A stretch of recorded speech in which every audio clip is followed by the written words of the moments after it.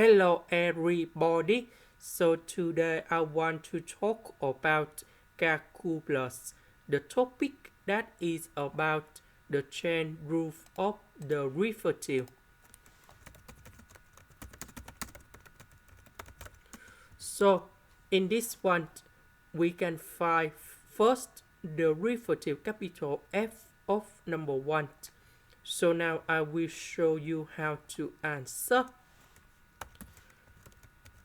So if we do first the derivative of this one, we need to do first the derivative of small f g of s.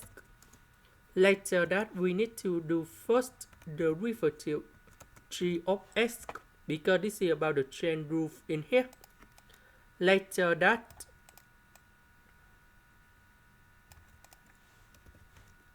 we put number 1 going here, number 1 going here, and number 1 going here. And we know that g of number 1 that is about negative number 3. So f first derivative of f of negative number 3 that is about number 3.